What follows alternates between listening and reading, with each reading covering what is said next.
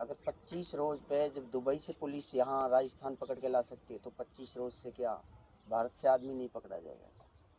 राजस्थान गोपालगढ़ थाना भरतपुर डिस्ट्रिक्ट की पुलिस जाके क्या भिवानी झज्जर से रोहतक से नूह जिला से इनको पकड़ नहीं सकती कि पूरे राजस्थान में घूमेंगे घर घर जाके। अगर हम चुनाव है अभी 6 महीने बाद, अगर हमारे लोगों को इंसाफ नहीं मिला पूरे राजस्थान में घर घर जाएंगे। सवाल यही है कि आखिर जुनैद और नासिर के पीड़ित परिवार को न्याय कब मिलेगा और कानून के इतने लंबे हाथ अपराधियों के गिरेबान तक कब पहुंचेंगे। ये धरना भी शुरू होगा, धरने के बाद भी जन आंदोलन भी होगा, घर घर तक भी जाएंगे, देश के हर दरवाजे को खटखटाएंगे।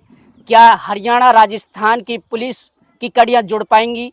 क्या नासिर और जुनैद को न्याय मिल पाएगा? ये बड़ा सवाल है। 25 दिन के बाद भी ये मासूम नजरें, ये मासूम बच्चे ये न्याय की बाट जो रहे हैं। नासिर जुनैद हत्याकांड के मामले में लगातार खबरें चल रही हैं और जो आंदोलन चल रहा था उसको स्थगित कर दिया गया था कुछ समय के लिए, क्योंकि प्रशासनिक अधिकारियों की वजह से सरकार की तरफ से इनको आश्वस्त किया गया था कि जल्द ही आरोपी की गिरफ्तारी की जाएगी। लेकिन अभी तक ना तो किसी की गिरफ्तारी हो पाई है। 25 दिन बीत जाने के बाद भी अभी मामले में क्या कुछ नया सामने निकल के आया है। इस वक्त हमारी मौजूदगी घाटमी का गांव में है और हमारे यहाँ पे हम पीड़ित परिवार के घर पर मौजूद हैं। इन लोगों ने बड़ी प्रमुखता से सारी चीज़ें उठाई। इनसे जानने की कोशिश करेंगे। सर, सबसे पहले आपसे पूछने की कोशिश करेंगे, क्या हुआ?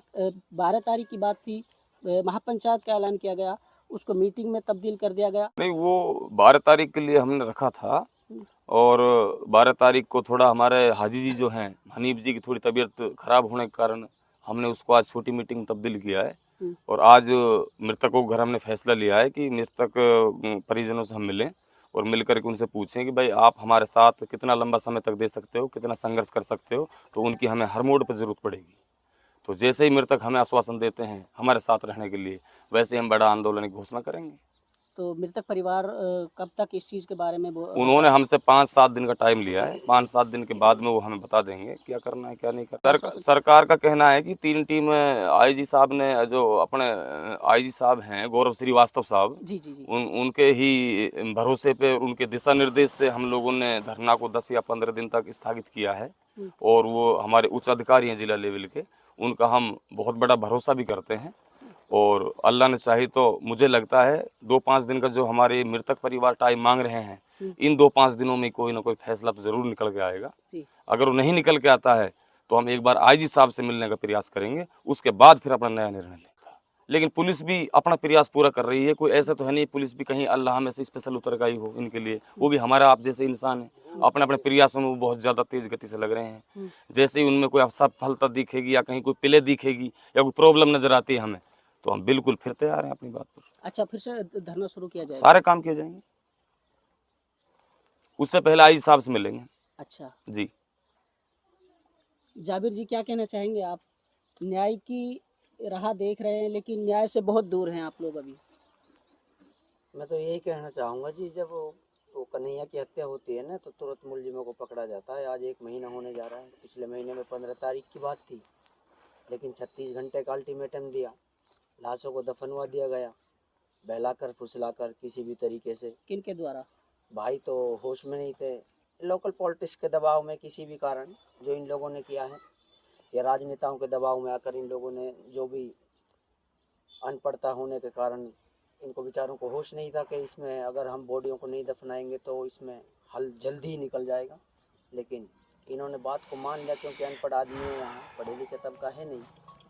और ये बात विधानसभा में भी उठाई है बाज़ एमएलएओं ने, साफिया जुबैर ने या मामन खान ने। लेकिन ऐसा नहीं है जी, इंसाफ चाहिए हमें जो मुलजिम है वो अरेस्ट चाहिए, क्योंकि हम तो सिर्फ इंसाफ के लिए बैठे हैं। संविधान ने हमें राइट भी दिया है। मैं यही कहना चाहूँगा पुलिस प्रशासन जल्द से जल्द अरेस्ट करें, वरना तो देखो हमारा धरना स्थल फिर जारी रहेगा। ऐसा नहीं है कि हम शांत बैठ जाएंगे। कब तक मरवाएंगे नासिर और जुनैद को, हम अब नहीं देखना चाहते।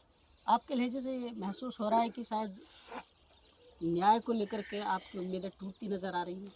ये उम्मीदें टूटती यूँ नज़र आ रही हैं आप लोगों को कि आज 25 रोज़ हो गए। 25 रोज़ बहुत बनते हैं। अगर 25 रोज़ पे जब दुबई से पुलिस यहाँ राजस्थान पकड़ के ला सकती है तो 25 रोज़ से क्या भारत से आदमी नहीं पकड़ा जाएगा। राजस्थान गोपालगढ़ थाना भरतपुर डिस्ट्रिक्ट की पुलिस जाके क्या भिवानी झज्जर से रोहतक से नूंह जिला से इनको पकड़ नहीं सकती थी। तो कहीं ना कहीं ये शक का दायरा है। आखिरकार हमें तो बस एक ही बात कहनी है कि संविधान के दायरे में जो धरना है हम उसको जारी रखेंगे जब ये लोग अरेस्ट नहीं करेंगे मुलजिमों को, हमें न्याय नहीं मिलेगा। मुख्तार जी, आप भी अहम सदस्य रहे हैं, क्या माना जाए ये जो मासूम चेहरे हैं ये बाट जो रहे हैं कि न्याय मिले, और आपकी जो कोशिश जारी हैं, क्या कामयाब हो पाएंगे आप लोग? देखो, संवैधानिक मुल्क में रहते हैं और हमारे मुल्क का आइन जो है, हमारे मुल्क का जो संविधान है बहुत ताकतवर है और हमें उम्मीद है। राजनीतिक कई बार दबाव उलाट चलते रहते हैं, राजनीति भी होती है तो राजनीति में उलाट दबाव भी चलते हैं, लेकिन संवैधानिक देश है, हमारी न्यायपालिका बहुत मजबूत है। संविधान के दायरे में रहकर हम अपनी लड़ाई लड़ेंगे और जितना भी संघर्ष इसमें करना पड़ेगा, जितनी भी कुर्बानी इसमें इन तमाम साथियों को देनी पड़ेगी, जितनी भी मुश्किलें झेलनी पड़ेगी, उसके लिए हम सब तैयार हैं।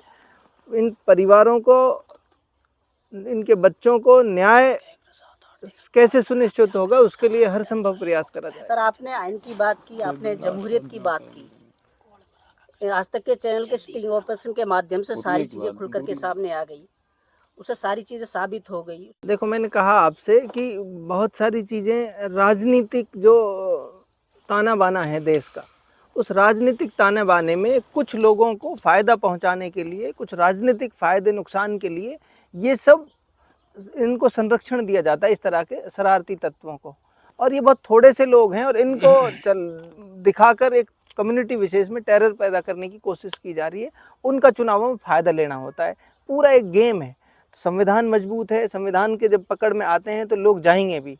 इसमें सिर्फ हमें कोशिश ये करनी है, सबको मिलजुल कर इस आवाज़ को बुलंद करना है। जो अमन पसंद लोग हैं, जो अच्छे लोग हैं, जो इंसाफ चाहते हैं, जो अमन चाहते हैं, उन सब लोगों को एकजुट होकर अपनी आवाज़ बनना पड़ेगा। हो क्या रहा है समाज में, जो उत्पाती तत्व हैं वो चिल्ला चिल्ला के बोल रहे हैं और जो अमन पसंद आदमी है वो चुपचाप अपने घर में बैठा है कि यार मुझे क्या पढ़ना है इन झमेलों में। तो जब तक ये स्थिति रहेगी, जब तक उम्मीद करना इंसाफ की थोड़ा मुश्किल हो जाएगा। नेक्स्ट टाइम धरना शुरू होगा अगर 2-4-5 दिन में गिरफ्तारी नहीं होती। धरना भी शुरू होगा, धरने के बाद भी जन आंदोलन भी होगा, घर घर तक भी जाएंगे, देश के हर दरवाजे को खटखटाएंगे। पूरे राजस्थान में अभी भी हमने मीटिंग जो हुई हमारी पहाड़ी में, उसमें भी ये सब चर्चाएं हुई। अगर इंसाफ नहीं मिलता है तो ये सब सक्षम लोग हैं, मैं सीए हूँ, वो सरपंच है, चेयरमैन रहे उनके फादर साहब, और तमाम साथी हैं जो वो सब वर्किंग हैं।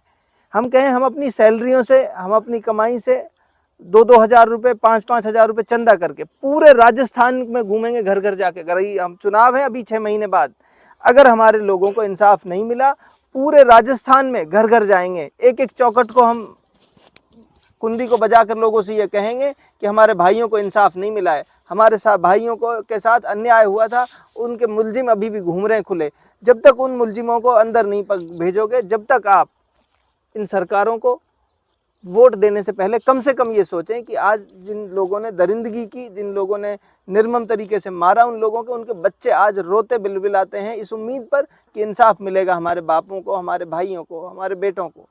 लेकिन जब तक इंसाफ नहीं मिलेगा तो हम पूरे राजस्थान में और पूरे मुल्क में दर दर जाएंगे, अमन पसंद लोगों से जाके कहेंगे कि हमारे भाइयों को इंसाफ नहीं मिला, आप वोट देने से पहले इन पार्टियों के असली चेहरों को पहचानें।